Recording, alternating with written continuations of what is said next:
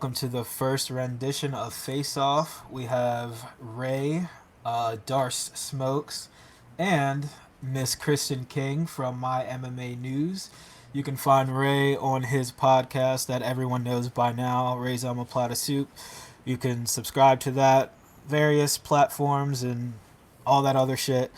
Um, this is Rory, your faceless moderator from threadheadmedia.com. And we're not going to really waste too much time because we already did. You guys don't know the background, but we will get straight to it. Now, first, before we recap tonight's events for UFC Brasilia, we're going to go back in time a little bit to UFC 248, Yeah. which saw Israel Adesanya and Yoel Romero compete for the UFC middleweight championship in a anticlimactic bout. In our co-main event, we had Joanna Jędrzejczyk taking on Zhang Weili for the UFC strawweight women's championship, in which Weili retained. So the first question, and I'll hand it off to Ray first, is: was Joanna versus Zhang the best female fight the UFC has ever put on, and is it the best fight in female MMA history? Um, yes and yes. I don't think there's even a close second when you're talking about best female fights. The one that sticks out to me is the Lucia Padalova versus Irene Aldana fight. That's something that goes overlooked on a lot of people's radar. But as far as I'm concerned, that was an amazing fight. But the Joanna Jędrzejczyk versus Weili Zhang fight had the title match, and it was a 5 rounder, and they beat each other up to the bloody pulp. So that was arguably, actually, no argument. That was the greatest women's fight ever. Miss King, is there an argument to be made, or how do you feel? I feel like there's might be a little bit of recency bias with that. I honestly agree with Ray. I have no issue declaring that that is probably the greatest women's MMA fight ever. But I also think we need to give a little bit of credit to what we've already seen before. I think we've had a lot of women's fights that were definitely in that territory. So right now, because it's happened and it's so recent, it definitely seems like it was the best one. But I always encourage people to go back and try and look for some fights that may not have been on the radar, as Ray said. But for me, that was certainly one of the greatest fights, period, in MMA. And are you both in agreement with the decision, the outcome of the fight? I think that it could have been a draw, but I think that with any fighter that would have gotten the decision, that there couldn't have been an argument made. I think that the reason Zane got it was because of the massive hematoma that was on Joanna's head. Yeah, I'll be honest, like I've watched the fight twice now, and I usually do that with most of my fights. I am not able to score it. I just get caught up in the moment. I get caught up in the exchanges and stuff like that. So I couldn't score it. I can't give you like a 48, 47, or whatever the scorecards were.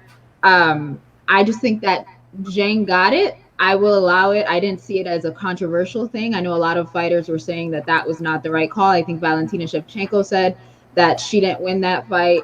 But I don't know. Maybe if I watch it like a third or fourth time, I might finally have a score for you. But I'm pretty dead set that Zhang won that fight. And how do we feel about them running it back immediately? Or is that something we're against? I want to see it. I do. I do. I'm okay with that. When you get those instant classics that when they get in there again, it's basically going to be a continuation of that. Yeah, why not? It'd be different if we were sitting here talking about an instant rematch for Yoel Romero versus Israel Adesanya, but that ain't this fight. We're talking about Ray Zhang versus Joanna Jędrzejczyk in a match that, like Kristen just said, you literally can't watch without getting caught up in the moment, even though you know the outcome. But do you think anything is really going to change in a second fight? Like, obviously, I'd love to see it. I just want to see the best competition no matter what. But what is really going to change? I think Zhang had a great game plan. I think Joanna had a great game plan. And it just seemed as though Weili came out on top because hers were just a little bit better. I don't know what kind of improvements Joanna could make because I thought she looked great. I thought she wasn't really like, it didn't look like a shutout. You know what I mean? Like she was very much in the fight. So I thought her game plan could have led her to victory. And like I said, a lot of fighters felt like that. So what really is going to change with an immediate rematch? I personally don't think that we need to see it. I think we got the clear answer. If anything, the only reason we want to see a rematch again is because it was just such a fun fight the first time around, and I think it surprised a lot of people. I think a lot of people like myself, I thought Weili Zhang was just going to run straight through Joanna. I thought that this was going to be over inside of 3 rounds at least, and that didn't happen. It got crazy for a minute. You know, there was almost finishes on both sides. Both women were hurt.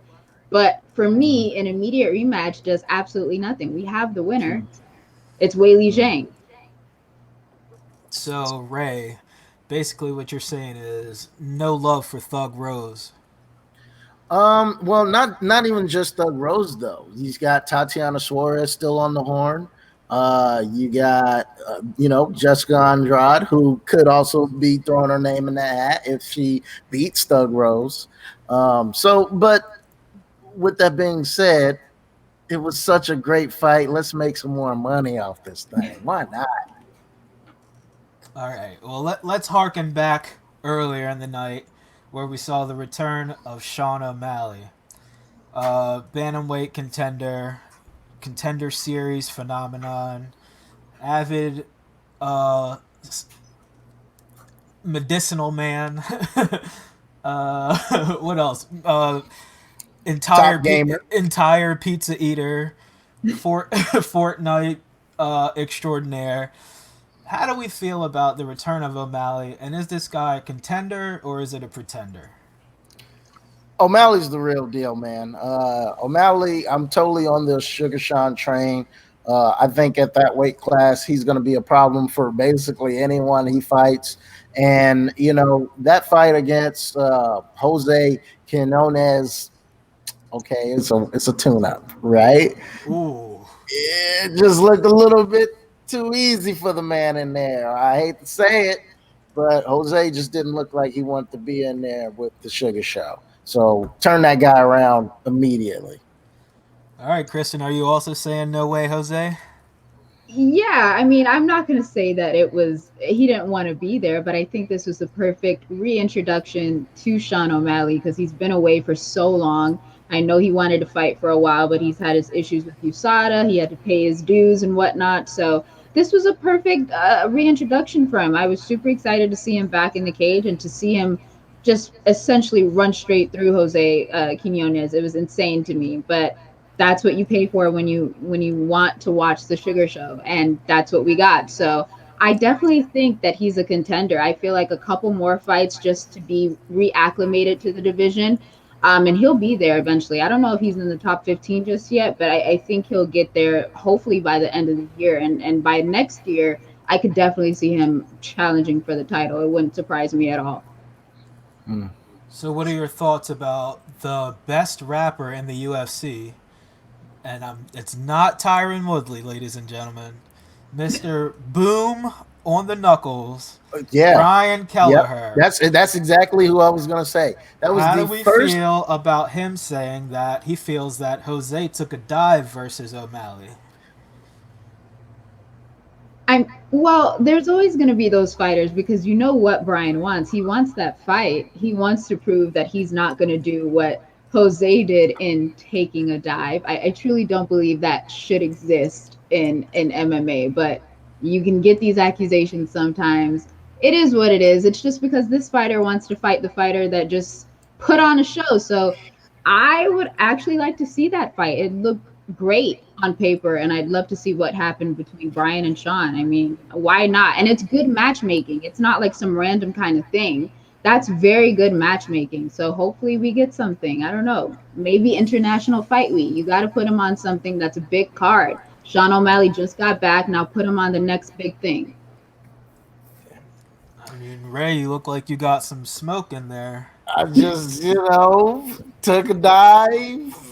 It wasn't my words. Brian the Boom Kelleher said it, so it looked like it.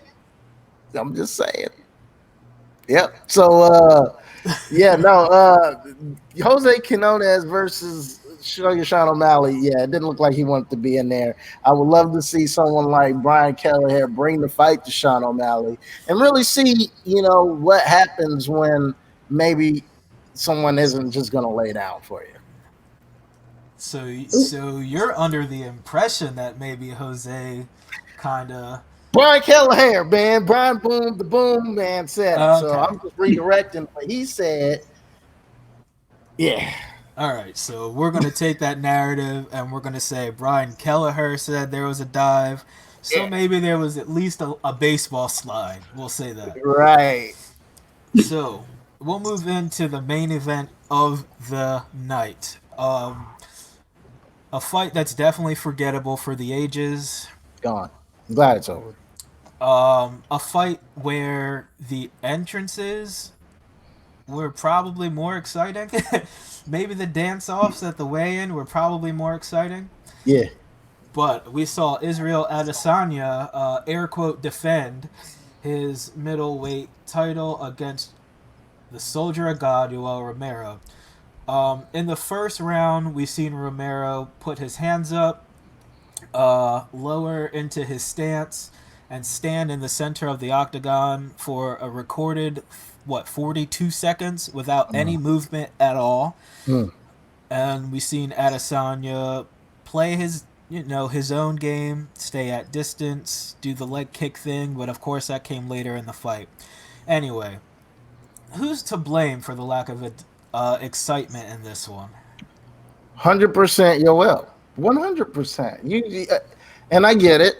You're hoping that Israel Adesanya will get impatient and start throwing, and so that you can, use your deception and explosiveness to get a quick KO. But that didn't happen. It backfired. And when it did backfire, you didn't make the proper adjustments to bring the fight to the champion. And there's an old saying in combat sports that goes, if you want to be the man, you got to beat the man. And you didn't in any way, shape, or form beat the man. What are your thoughts, Kristen? Could you make the same argument as far as Israel goes? I mean, I'm pretty sure Israel was waiting for him to come forward, like Yoel pretty much does, and so that he can counter. But that didn't happen. And once that didn't happen, I don't think that there was a secondary switch to, okay, well, let me try something different. I'm still going to run with game plan A, basically. And that didn't work either. I think that eventually Israel started to open up with the leg kicks, and that kind of took him home over the 5 rounds. But to me, it just seems like there shouldn't be a shift of blame more so on one side. I think, both of you guys are in a fight. Both of you are expected to do what it is that you signed up for. And if neither of you are willing to engage in the way that we've seen in previous fights, I think there should be equal blame. I mean, I think Israel, yes, to be the champ, you have to beat the champ, absolutely. But we've seen other champions literally put themselves on the line. You called for this fight, you wanted to show that you were going to bring Yoel down, and it didn't come across like that. Like, I'm not mad at Israel. I've also watched this fight maybe like once or twice as well, Bless you. and I know, but it's just you got to pick up on things that you may have missed in the first viewing. Because I know in the first viewing, my mind was completely just blank because I was upset at what I was watching. But when you watch it more with like a clear mind, you can start to understand why they approach the fight in that way. But I honestly don't think that I should say, well, I blame Israel Adesanya or I blame Yoel Romero. We can meet in the middle and still be correct. Both men did not put forth their best performance, and that's just how it is sometimes. But to say that one person over the other is to blame, I don't necessarily think that's true. I think that they both can have equal blame here. Post fight, how do you feel about Romero's reasoning and what he believes how the fight played out, saying that Adesanya pretty much just ran the entire time, and Yoel was under the impression that he was there to actually fight, but Adesanya wasn't giving him anything to go off of. it's just unacceptable, man. And I think Mr. Dana White said it best. This is someone who honestly didn't even deserve to be in this fight. A lot of people thought that he shouldn't have got the shot, but all right, whatever. It's an intriguing matchup. You get the shot, and then what you do with it is stand in the cage for almost a minute without throwing any punches. All right, bro. But you're gonna put the blame on someone who is looking at different angles. Sure, it may look like it wasn't even running. He wasn't backtracking. He was sidestepping and looking for ways to break through your shell that you just held for over a minute. So I have no sympathy for Yoel Romero as far as how he feels Israel Adesanya perform. And what about from a lady's perspective, Kristen? Does Mr. Romero get a little bit of, just a little bit of empathy?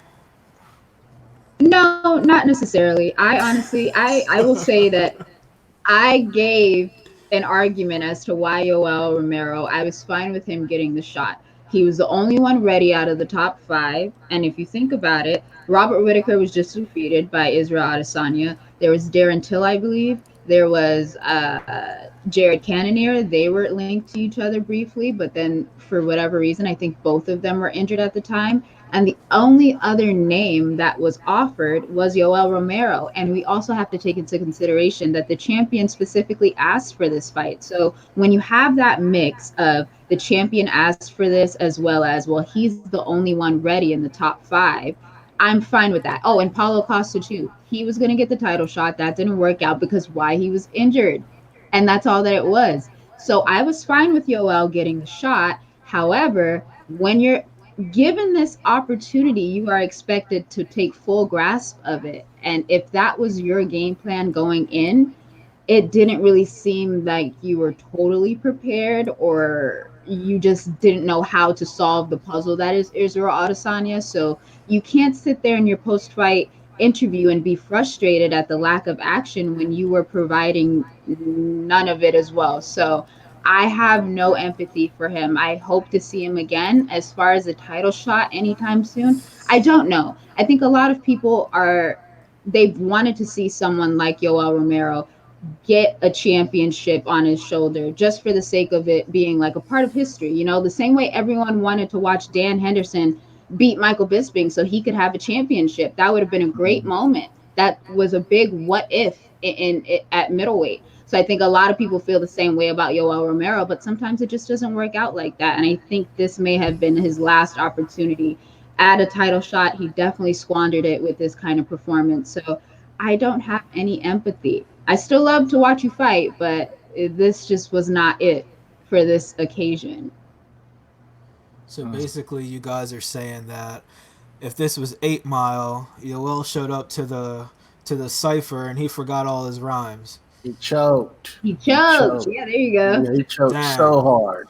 So he had one shot for his chance to blow. He blew. He blew big time, man. I can't believe it. I'm glad it's in the past. Let's move along. So we're going to get into tonight's action, UFC Brasilia. First, we're going to discuss, the elephant in the room, the coronavirus, which is really putting a damper on the sports world and everything outside of it as well. But we've seen the NBA, XFL. I don't know why XFL came after NBA because it's Yeah. not the same level, but pretty much every major sport we've seen all decide to suspend activity for at least 30 days. And then we have the good old UFC who says absolutely not. We're going to do the empty arena and we're still going to find a way to entertain the people. So, as far as the closed door venue style went, did you dislike it? Did you like it? And why? I think that it's strange that the UFC continues to promote events. They were heavily promoting the UFC Brooklyn or the 249 card on this evening, even though New York has stated that they're not allowing gatherings of more than 500 people. I don't know how they're going to manage that, but okay, we'll keep it pushing. With that being said, the crowd was empty. And it definitely impacted the evening, man. I think it even impacted me as a viewer. I don't typically fall asleep during fights, no matter how boring the fight. But I think the crowd's energy being absent kind of took a toll on my energy level. So I found, especially with 8 full decisions in a row, I found it being a little bit easier to fall asleep. So that's all I'm saying. And it looks like that empty crowd took a toll on Renato Moicano as well. But before we get to that, we'll get to Kristen. Did you like the closed door venue? How did you feel about it? Honestly, I would have preferred if the event didn't go through at all, just out of a precaution for the fighters. I know a lot of fighters have argued against that and they wanted to push forward because at the end of the day, this is their livelihood. And I totally understand that. But I just wish that there was some kind of other way that we can ensure the safety and the health of our fighters first before we actually do the occupation. Because I know they wanted to continue to fight even if it's in front of no one. And that is commendable, absolutely. But sometimes it could be dangerous, especially when you're facing something as serious as a global pandemic. That being said, I was okay with the fights taking place in front of no one, in front of no fans, no audience. It Hmm. definitely took a toll on the fighters, I would think so. Shout out to Matthew Wells. He actually made a great point on Twitter earlier today when he said you have to wonder if the lack of crowd is causing these fighters not to take a risk. And I think we Hmm. saw that. It was a lot of not too much engagement. And I think because when you don't have a crowd to literally perform for, like right up front, like obviously there was us where we're watching on TV, but when you're not in the arena and it's just dead silent outside of Hmm. the announcer, outside of your corners, I think in your mind, it's like, well, why take a risk for the sake of Hmm. entertainment when I can just cruise my way through this fight because Hmm. there's no one here and I know that my game plan is better than my opponent. So I'm just going to take minimal risk, keep it PG essentially, and win the fight like that. It's not the most exciting way, but when you're not performing for anyone live, I think that a lot of fighters may have thought that may have been the best way to conduct themselves in the octagon tonight. So it was definitely a weird experience, but that may have been our last one for a couple of weeks. We don't know. We don't know. No. Yeah, we don't know if it's going to come back so soon. I know that they were promoting a lot of the events like UFC London, UFC 249, and obviously those are some great cards.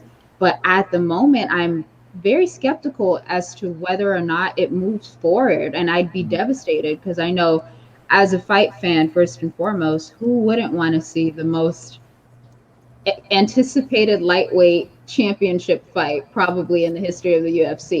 We've been dying to see this fight and it just so happens that a global pandemic is probably going to stop it for the fifth time.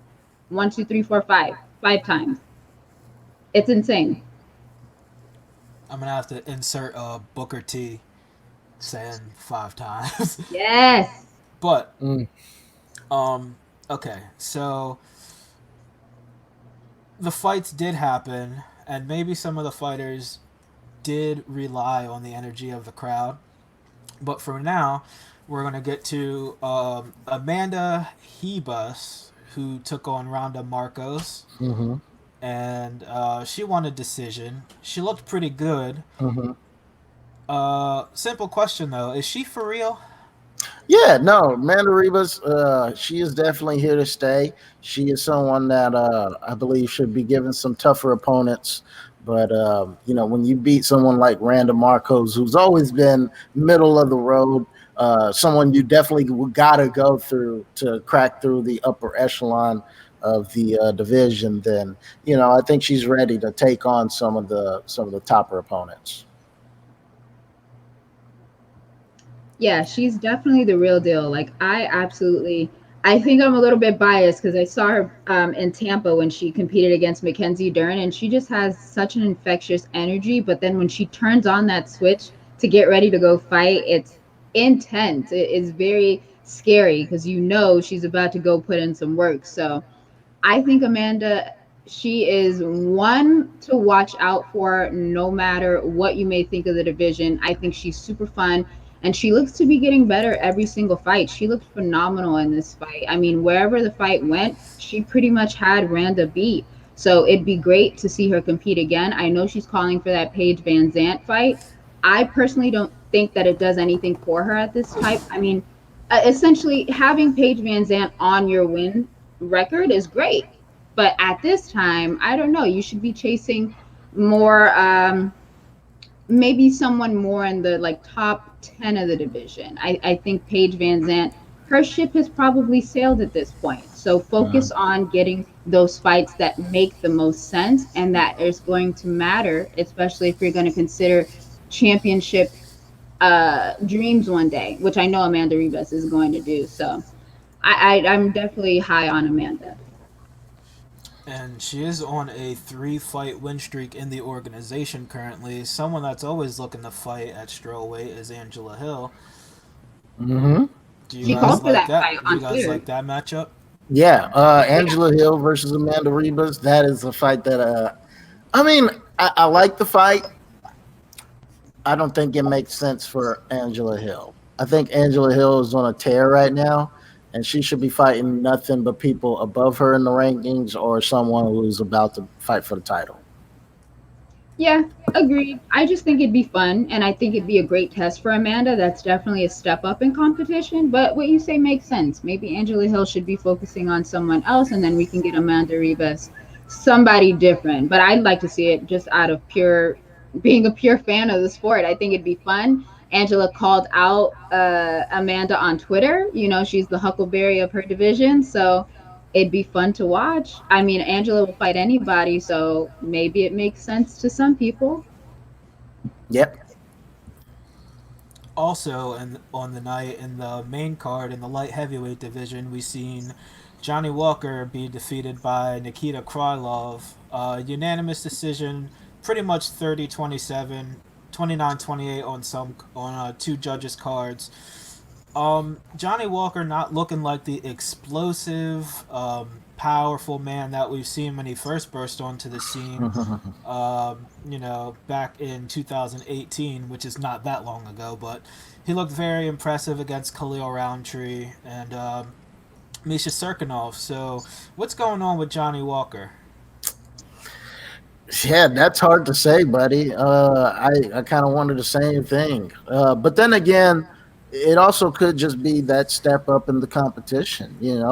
Corey Anderson, someone who recently just lost the #1 contendership fight. That's not a bad name to lose to. And Nikita Krylov, someone who was in the UFC, got cut, then made his climb back, and who's been winning ever since.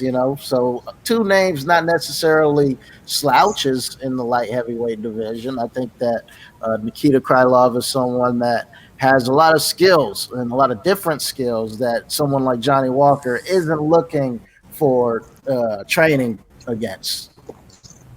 What do you think, Kristen?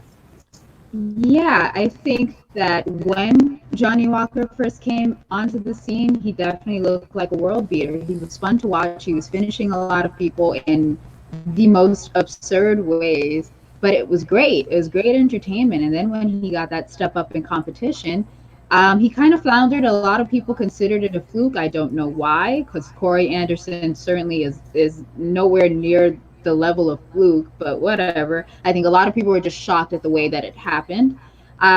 So he comes back. He's training at TriStar with Faraz Sahabi, George St. Pierre.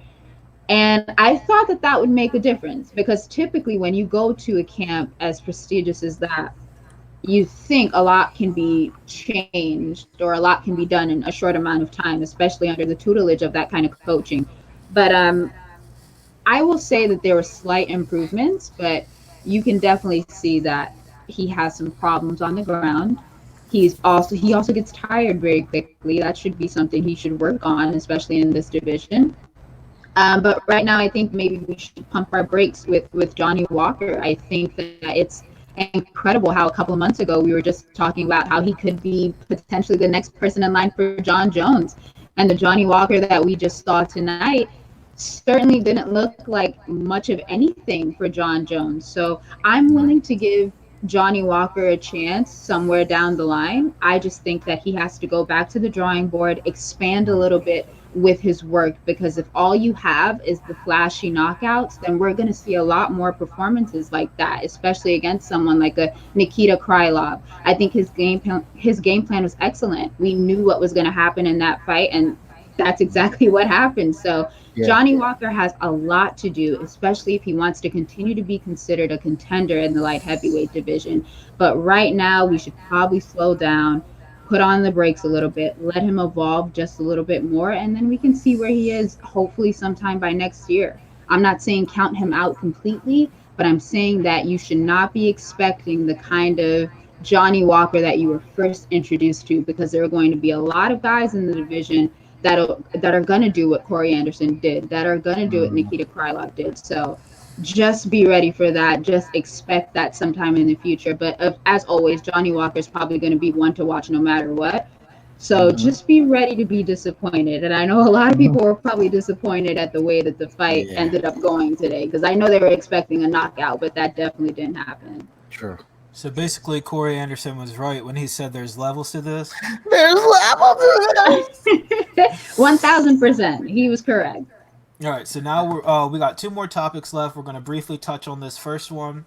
We already mentioned Renato Moicano and his victory. How did you feel about the antics after the win, and do you think that his explanation justified his actions? I think it's funny that this is kind of one of the perks to having no one in the stadium, is that we got to hear the conversation that they were having right then and there without much sound interference. So basically, Hanato said that he wanted to continue fighting, and his opponent said, "Well, you shouldn't have submitted me then." I thought that was great. I wonder, like, what other classic moments we can get from these empty stadium settings as far as interactions like that. That's great. What do you think, Yeah, Kristen? yeah, that was definitely a funny moment. I had no idea what was happening after the submission. I just saw them like arguing with one another, and I thought that maybe, uh, oh, uh, I don't even know how to say his last name. How do I say it, Ray? Had his opponent's Hadvovich or whatever. Yeah, I don't know, honestly. What Ray said. Yeah. Whatever, whatever. I thought that he was upset that the fight ended so quickly, but I didn't realize that Renato was the first one to engage. I thought it was weird at first, but I said, you know what? It gave you kind of like a jolt of energy. This was the first finish of the night, and then you got a little sprinkle of drama. I was like, yeah, I'm wide awake now. I'm amped. Yeah, I am ready for honestly, the rest of the card. yeah. Right? It felt so much. It felt so much better at that point. So I mean, as far as Renato Moicano doing that, I mean, it's the fight game. I guess it's a little bit weird because you don't expect it from certain fighters. He seemed very respectful as far as his last couple of fights, and then this one, it was just maybe he was under the pressure because he couldn't have his family there, he couldn't have his fans there, and he was just a little upset that he couldn't perform in front of a crowd like the Brazilian crowd. Because as we all know, like that is one of the most insane things to do, and they are so loud.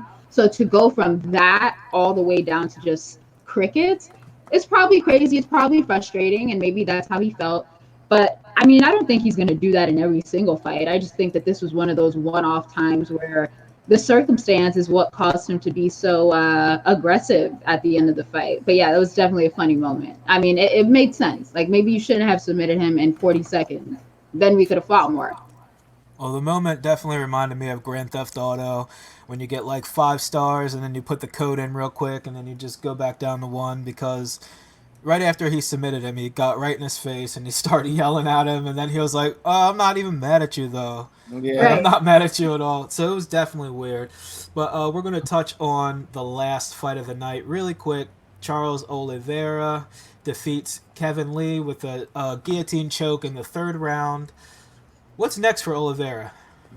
Exactly what he said. Give that man exactly what he wants. He has the credentials, he has the resume, whatever he wants, give it to him. He wants to fight either Tony Ferguson or Khabib or Conor McGregor. Let it happen. this guy is someone who deserves it. He's got the most submission wins in the UFC history, and he's continuing to rack on more. He's looking better as far as his striking is concerned. Sure, he's had a few bumps in the road along the lines, but what a lot of people don't understand about Charles Du Bronx Oliveira is that when he first got into the UFC, it was 10 years ago. He was 20 years old. Now he's 29 years old, 30, and he's kind of really coming into his prime. His fight IQ is developing, and he's showing that his Brazilian Jiu-Jitsu in the octagon is probably, I'd say, within the top 3 people ever to grace the octagon. Can we say that? Whoa. It's a Whoa. lot. That's a His lot. Brazilian Jiu-Jitsu, his grappling, it's probably top 3 I've ever seen. That's all I'm saying. Wait, grappling or jujitsu? Like straight up grappling? Well, yeah, grappling. So this includes Habib, This includes Khabib.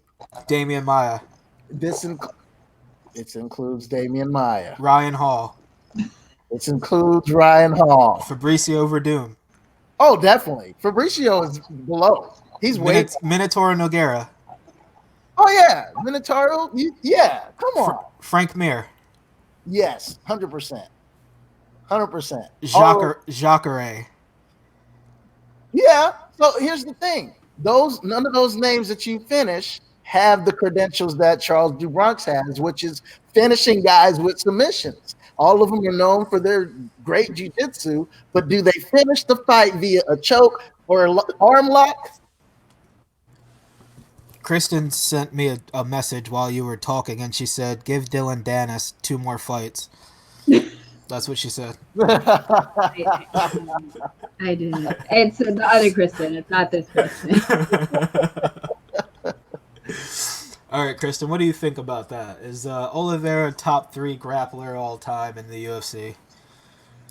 He's in the top 10. I will give you that much. He's definitely in the top 10.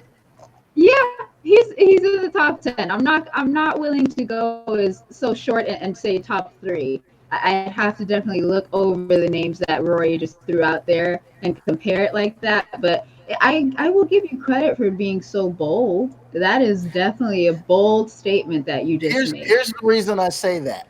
When you, especially looking at tonight, when he sunk it, all of the submission attempts that he threw up, the only reason he didn't get them is because he had a phenomenal opponent in Kevin Lee. But all of those submission attempts were damn near close to being finished. And then the one that he did finish, before it was even in, Kevin Lee knew he was done. Like, it was just so tight. Normally, when you throw the arm out guillotine, you go way over the shoulder with it.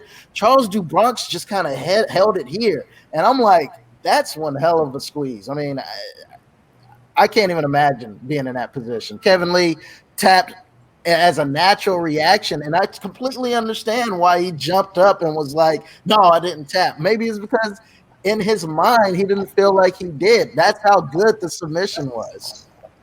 Do you also rate him over Mackenzie Dern? Yeah. Mackenzie Dern, her MMA, jiu-jitsu, it hasn't quite reached Charles Du Bronx's. Yeah, I can agree with that one. That one I can agree with. You're fine with that. Charles Du Bronx is going in there and submitting guys that also know jiu-jitsu. Kevin Lee, isn't he a black belt? I don't know. I'd have to figure that out. If he is, it's probably not.